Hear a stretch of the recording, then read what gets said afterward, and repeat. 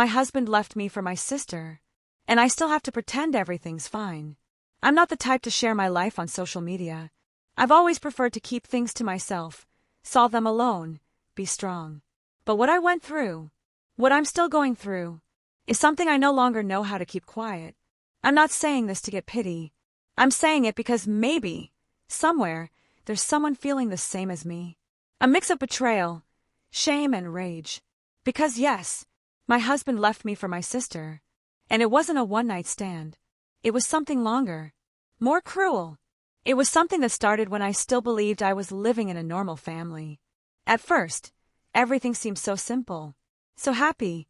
I met Daniel at 24, just as I was starting my first serious job. He was the department head, 6 years older, with that confidence I lacked.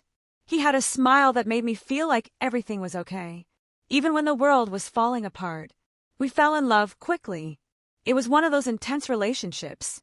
Late-night calls, spontaneous getaways, sharing future dreams like teenagers. We got married 2 years later, and everything seemed to move forward without obstacles. My parents adored him, especially my mom, who said someone had finally grounded me. My dad, quieter, would just nod and pat him on the back every time he saw him.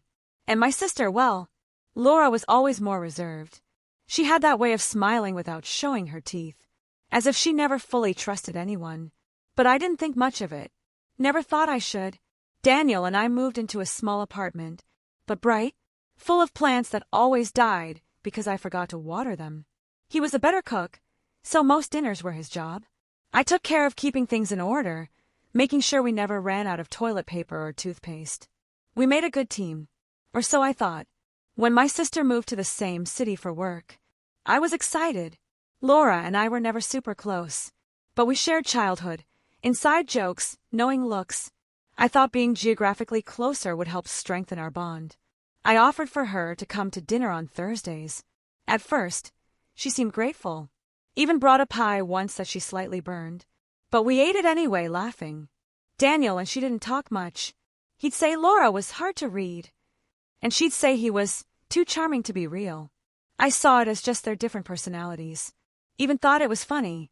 The typical brother-in-law/sister-in-law dynamic where they tolerate each other without needing to like each other. But then, the details started. One night I got home from work earlier than usual. They were in the kitchen. They weren't doing anything suspicious, not even close to each other. But there was an awkward silence when I walked in, as if I had interrupted something I couldn't see. They told me they were waiting for me to eat, that Laura had stopped by and stayed. It all sounded logical, but something inside me stirred. After that, she started showing up more often. Not just Thursdays, sometimes on Mondays because she was nearby. Sundays, because she ran out of coffee. Daniel didn't complain. On the contrary, he seemed to enjoy her presence. Sometimes they shared jokes I didn't get. When I'd asked, they'd say work stuff, or a show you didn't like. I don't know the exact moment I stopped feeling comfortable in my own home. Maybe it was the day I found them laughing on the balcony, her using one of my blankets, him pouring her wine with a familiarity that felt off. Or maybe it was when I noticed they started messaging each other. And when I asked, Daniel replied with "It's about a grant she wants to apply for, don't be paranoid." Yes, that's what he said. Don't be paranoid. And I, like a fool, believed him. Wanted to believe him. Laura became part of our routine. Sometimes she cooked with Daniel. Sometimes she brought dessert, because I knew you had a rough day. I smiled, thanked her, pretended, but inside, something was breaking. The worst part is that despite everything, I had no proof. No explicit messages. No obvious gestures. Just gut feelings. And we all know how that goes. No one validates them until it's too late. I remember one night in particular. Daniel and I had a silly argument about something at the supermarket. He went to bed without saying goodnight. I stayed on the couch, thinking how much we'd changed. I checked my phone for no reason, just to distract myself. And there it was, the notification. Laura had sent Daniel a meme. Nothing serious, just a silly image. But it was the time that bothered me. 1:12 a.m. Who sends a meme to their brother-in-law at that hour? I got up, went to the bedroom, and he was sleeping like nothing happened. I lay down beside him, heart pounding. The next day, he said he hadn't seen it, that it was probably nothing. But he didn't look me in the eye as he said it. From then on, I started noticing more. Daniel groomed himself more when he knew Laura was coming. She brought more expensive wine. Dressed in slightly tighter clothes. Sometimes they laughed too much. Other times, they went silent just as I walked into the room. At some point, I even thought I was the one at fault. That I was jealous for no reason. That routine had made me insecure. That Laura was just a smart, free woman. And Daniel was still the man who held my hand in stormy times. But then, I started having dreams. Dreams of them kissing. Laughing at me. Telling me they never loved me. I'd wake up crying. Daniel would hold me. Say they were just nightmares. I nodded, but couldn't shake the thought that maybe dreams know something we haven't seen yet. And the most ironic thing of all is that we were still the perfect couple to everyone. The social media photos, family dinners, weekend outings. Even my mom would say, "How lucky you are to have a man like him." And Laura looked at me with a calmness that now feels unbearable, as if she knew something I didn't. There's one scene I'll never forget. We were home. It was Saturday. I had made homemade pizza. Laura showed up with a box of desserts, as usual. Daniel opened the door and said, "You got here just in time, love." Then laughed, corrected himself. "I mean Lorita." Everyone laughed. Even me. But that night, while doing the dishes, I realized it wasn't the first time he'd mixed up my name with hers. And it wouldn't be the last.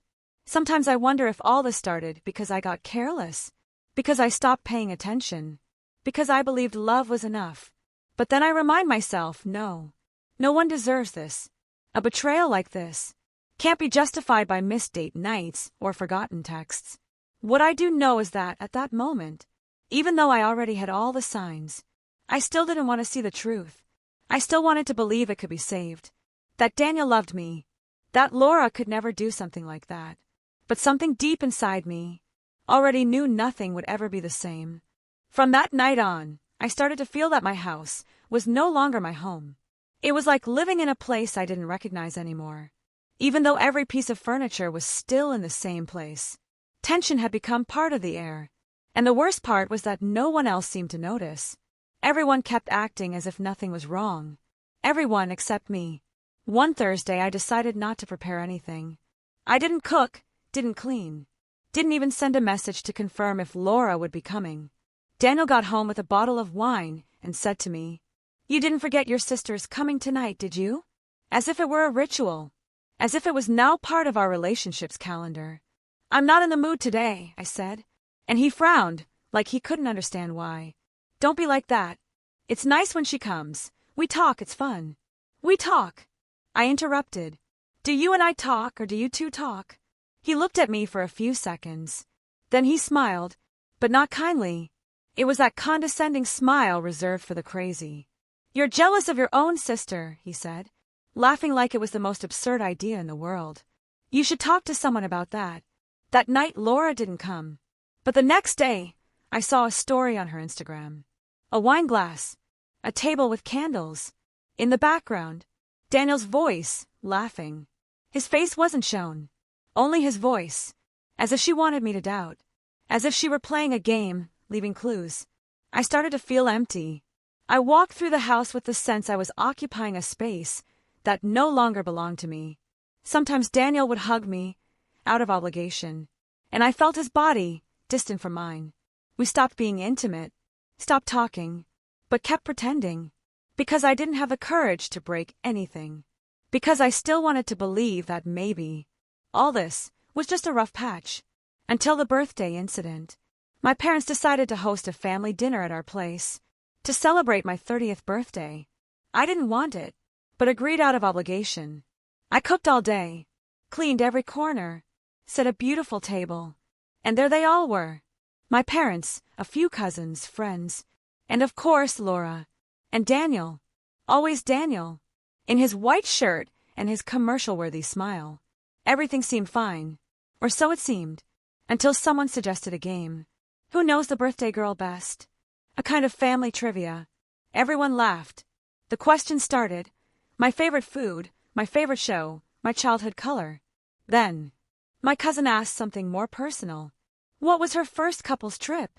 I hesitated for a moment, because the answer was complicated. Daniel and I had taken several trips before making things official. But without missing a beat, Laura answered. It was to Cordoba in 2016. In July, they stayed in a cabin near the lake. The power went out, and they spent the night by candlelight. That was their first big fight, by the way. Everyone looked at her. So did I. I froze. That wasn't public information. It wasn't something I'd shared at family gatherings. In fact, it was something very private. The fight that night had been intense, yes. But how did she know all that? How did she know about the power outage? How did she even know that we argued? Daniel laughed, said something like, You probably told her at some point. But I knew I hadn't. I never talked about that trip. Not to her, not to anyone.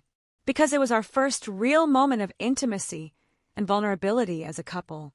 Because we cried, laughed, and reconnected that night. And yet, she knew. And she just said it, like it was nothing. After dinner, I went to the bathroom and looked at myself in the mirror. I felt like I had a different face. Like I no longer knew the woman staring back at me. When I came out, I heard laughter in the kitchen. I walked closer, quietly. It was Daniel and Laura. Alone. Washing dishes. She whispered something to him. He leaned into her ear. I couldn't hear the words, but the intimacy of the gesture cut through me like a knife. I didn't say anything. Not that night. But the next day, I gathered my courage. I confronted him. Are you cheating on me with my sister? I said it straight. No beating around the bush. Daniel looked at me like he didn't understand the language. What are you talking about? You know what I'm talking about. Don't take me for a fool. He laughed. That laugh I already knew. The one he used to make me feel like I was overreacting. I'm not with Laura. Nothing ever happened. You're getting paranoid. Then why does she know things only we know? Silence. Why do you two message each other in the middle of the night? Why do I feel, every time I see her, like she knows something I don't? Daniel looked at me and said, Maybe you're projecting your insecurities. Maybe you've always felt inferior to her. You've always envied her a bit, haven't you? That's when I knew he wasn't going to tell me the truth. That he wouldn't confess anything. That he'd rather make me doubt myself than admit his guilt. And still, I didn't leave. I stayed. I endured whole weeks of awkward silences. Dinners with Laura pretending everything was fine. Nights where Daniel slept turned away, with his phone under his pillow. I even started to think I was crazy. That I was seeing things that weren't there. One day I went to therapy. I told the psychologist everything. She asked me, Why are you still there if you already know the truth? And I didn't know what to say. Maybe because I was scared. Scared of being alone. Of admitting I'd been betrayed by two of the most important people in my life. Maybe because I was still clinging to a version of love that no longer existed. Laura, meanwhile, kept coming. Even more. She'd bring me clothes she no longer wore. Asked me for advice about dates that clearly didn't exist. Once she said to me, You were always the good one. I was always the mess. Funny, isn't it?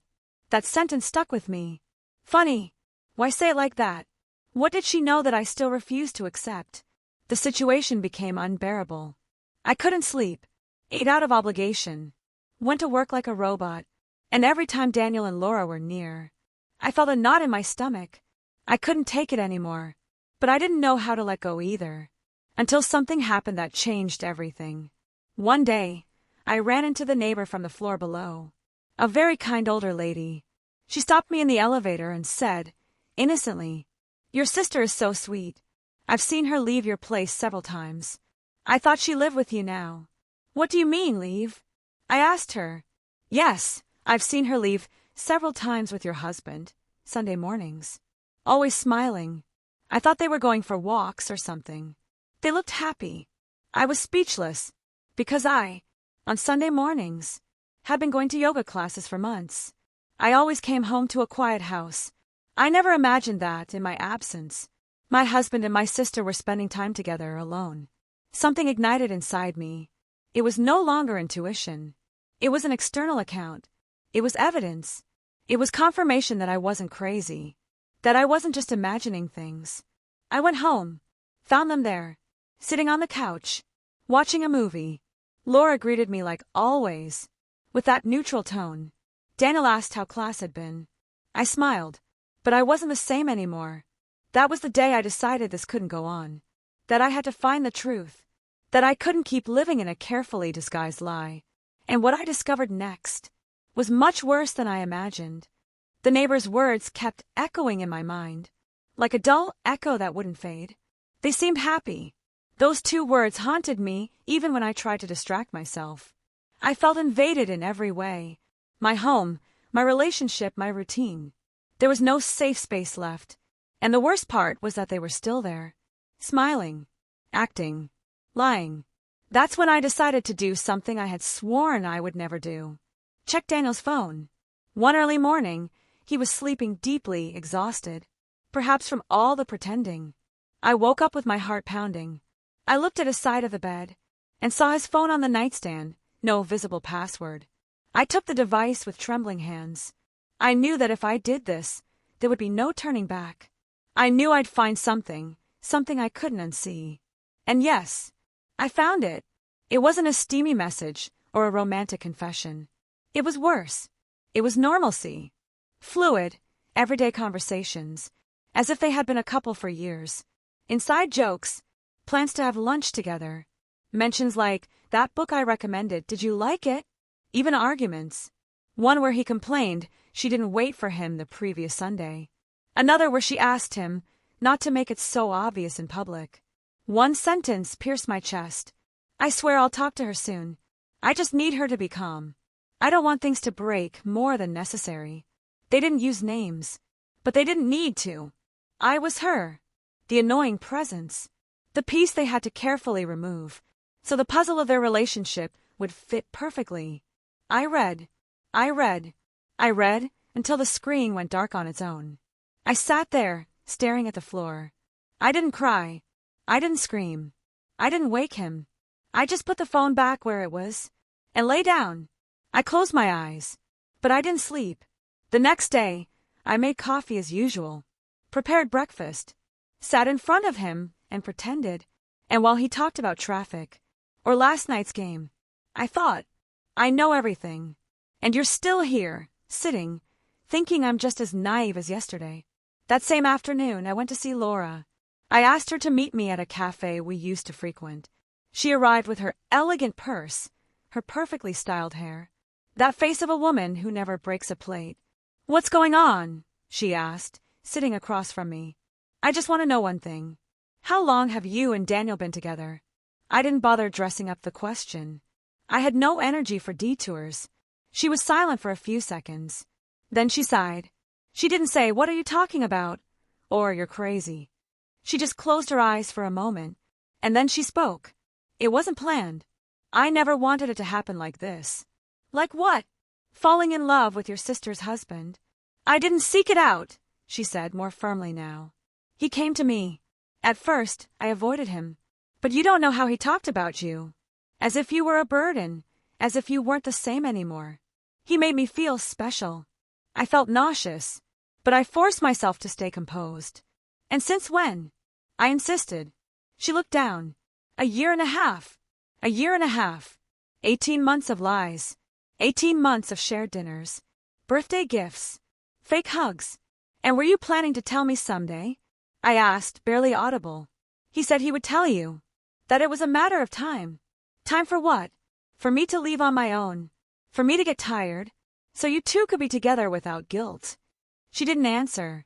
Her silence was louder than any word. I stood up. I didn't yell. I didn't throw my coffee at her. I just said, "You didn't just take my husband. You took my trust, my story, my sister. But you won't take my dignity." I walked away without looking back. That night, I didn't go home. I stayed in a cheap hotel, staring at the ceiling. I didn't know whether to cry or laugh. I remembered the times I defended Daniel to my friends, when they said something didn't add up. The times I sided with Laura in family arguments because she's my sister. All that effort, all that love, all that time. And I thought, how does one go on after this? The next day, I went back home. Daniel was there, as if nothing had happened. I told him we needed to talk. I know everything, I said. I know about you too. I read your messages. I talked to her. He froze. He didn't try to deny it. No theatrics. Just a long sigh. Then there's no point hiding it anymore. Do you love her? I asked. I don't know. It's different. With you it was stability. With her it's something else. And did you ever think of me while kissing her? Always, he replied. I thought this would destroy you. But I couldn't stop. That sentence hurt more than any insult. Because it was real. Because he knew what he was doing. Because every step they took knowing they were destroying me. I asked him to leave that same night. I didn't yell. I didn't cry. I just opened the door. And he left. When I closed the door, the silence was overwhelming. I sat on the floor, among the boxes of what once was my home. And I cried. I cried for hours. For the lost years. For the broken promises. For the sister I no longer had. For the woman I was. And would never be again.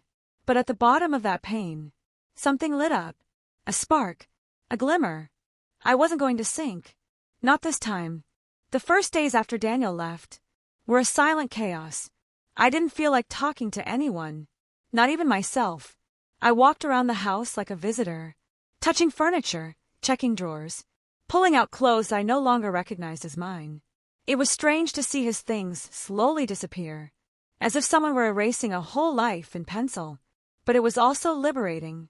Each item gone was one less gram of weight on my chest. The news spread quickly through the family. Not because I told anyone, but because he and Laura didn't take long to make their relationship public. I don't think they even waited a week. My mother called me, her voice breaking. I don't understand anything, is it true? My father didn't say much. Just, if you want to come stay a few days, you know your room's here. I didn't go. I didn't want to return to the room where I shared my childhood. With the same person who had now betrayed me. I couldn't sleep with her photos, still hanging on the walls. But I wasn't alone. My friends, the ones who had always been there, showed up with bags of food, wine, and long hugs. You finally realized. We told you months ago. Some of them said, but not with arrogance. Rather with shared sadness. They offer their time, their space, their shoulders. And I, for the first time in a long time, let myself be held. One afternoon, while cleaning the kitchen, I found an old notebook I used to write in as a teenager. When I opened it, I read clumsy poems, loose thoughts, dreams of someone who hadn't yet been broken by anyone. Something ignited in me. I started writing again. First out of rage, then out of necessity. Later, for pleasure, I went back to therapy. This time not to understand why I had been betrayed, but to remember who I was before all of that. And there, I began to rebuild myself. Meanwhile, Laura and Daniel paraded their love without guilt. They posted photos online, like newly in love teenagers. But what struck me most was how others reacted. My parents, far from applauding their union, distanced themselves. My mother, who had always been closer to Laura, told me one afternoon, I can't look her in the eye. Something broke between us that I don't know if it can be fixed. Even their social circle began to shift. Some of Daniel's friends messaged me privately, apologizing for suspecting but saying nothing. Others simply distanced themselves from him. No one confronted him directly, but silence became his punishment. And believe me, there's no worse sentence for someone like him than being ignored. As for me, I started making moves. I made changes at home, painted the walls, donated furniture, threw away objects that served only to remind me of what no longer existed. I remodeled the bedroom, changed the curtains, and one afternoon I bought a plant, a simple succulent. I looked at it and thought, this one won't die on me. At work, I began to shine again. I presented a project that had been shelved for years, and not only was it approved, they offered me a promotion. I traveled alone for the first time in years. I went somewhere no one knew me, and allowed myself to be a different version of me, even if just for a few days. I walked aimlessly, tried new food, rode until I fell asleep on the beach, and for the first time in a long time, I felt free. But the most unexpected thing was how their relationship began to deteriorate. I didn't find out through gossip, but through unavoidable signs. Laura stopped posting photos of them together. She started posting self-help quotes and phrases like trust is earned, not demanded. I heard from a mutual friend that Daniel had been fired from his company. Nothing to do with me. Simply, once he started dating his wife's sister. And the rumors spread. His image became a liability. He was no longer the charismatic professional. He was the guy who hooked up with his sister-in-law. And that, in certain circles, is unforgivable. He tried to reach out to me, first with a short message. Can we talk? I ignored it. Then another. I just want you to hear me out. I owe you an explanation. I no longer wanted explanations. I didn't want to know anything else about him. Everything I needed to know, I had already lived. But the sweetest moment, the most unexpected, was when Laura came to see me. She showed up at my door one afternoon. She had dark circles under her eyes, was thinner, and for the first time in her life, she seemed nervous. I'm not here to ask for your forgiveness, she said as soon as I opened the door. I know I don't deserve it. Then what do you want? Just to tell you that I've envied you my whole life. Not your clothes or your achievements. I envied your peace, your ability to trust, the love you inspired, and I wanted to have it, even if I had to steal it from you. I looked at her without saying a word. But it didn't work, she added. Daniel isn't happy. Neither am I. We have each other, but it's empty. That doesn't surprise me, I said. What's built on betrayal doesn't bloom. She stood there a bit longer, as if waiting for something. But there was nothing more to say. I closed the door gently, not out of anger, out of certainty. That was the last time I saw my sister. Since then, my life hasn't been the same. Not because I was left broken, but because I redrew myself entirely. I started going out with new people, not with the intention of falling in love, but to remember that I could still connect with others without fear. I signed up for painting classes, even though I draw like a 5-year-old. I became a volunteer at an animal shelter, and adopted an old dog with sad eyes. I named him Pharaoh, because that's what he was for me, a light in the fog. And not everything was magical or immediate. There were setbacks, days when I cried for no reason, when I wondered if I'd ever trust someone again. But there were also moments of laughter, of impromptu dancing in the kitchen, of deep conversations with strangers who became friends. Today, my house is different. I am different. And the most beautiful thing is that I don't need anyone to see it or approve of it. My redemption doesn't depend on them. Not on Daniel. Not on Laura. Only on me. And while they remain stuck in their cycle of guilt, excuses and silence, I move forward, without resentment, but with memory. Sometimes I surprise myself waking up and feeling at peace. Not happy all the time, because no one really is, but at peace. And that feeling, after everything I went through, is worth more than any promise of eternal love. I didn't become a perfect version of myself. I didn't come out of all this a superhero. But I learned to be with myself, without fear. To look at my scars without shame. To be grateful that, even broken, I never stopped walking. It's been more than 2 years since everything exploded. Daniel and Laura are still together, though now and then I hear rumors that things aren't going well. Public fights, long silences, couples therapy, the kind of things people do when they try to hold on to something that started out crooked. I no longer want to know anything about them. Not out of resentment, but out of respect for myself. Every time someone asks what happened between us, I simply say, we drifted apart. I don't need to justify myself.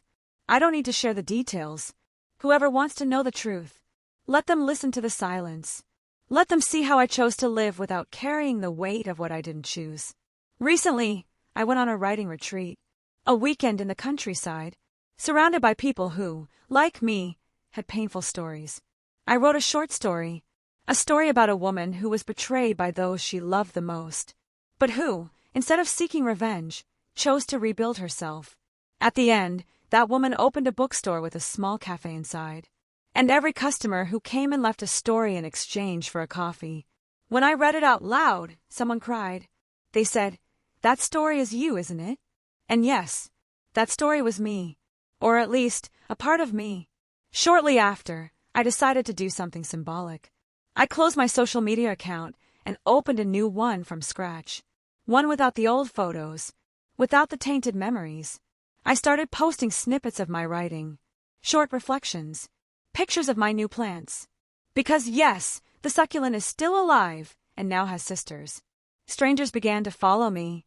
They wrote things like, "Your words kept me company when I too felt broken." And I understood something powerful. Pain, when shared with dignity, doesn't become weakness.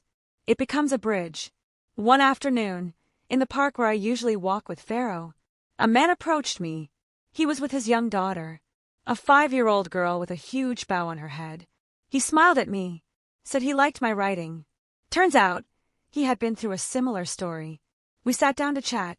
Nothing romantic. Just two people sharing wounds that no longer bleed. We ran into each other several more times. Casual walks. Spontaneous coffees. Nothing planned. Nothing forced. And though I don't know if it will become something more, I like the idea of trusting again, without having to give myself away completely. Because now I know that I can be okay on my own, but also that I wasn't born to live in battle. One day, while organizing a box of old things, I found a photo. It was an image taken by Daniel during a vacation. In it, I'm smiling, my hair tousled by the wind, holding a cup of tea. I looked at it for a long time, and then I tore it into tiny pieces, not out of hate, out of respect, with the certainty that the woman in the photo no longer exists. And that is okay. I also found a letter I never sent. A letter I wrote to Laura shortly after discovering everything. It said, "It doesn't hurt that you took Daniel from me. It hurts that you used my trust as a shield to get close to him. It hurts that I believed we were a team.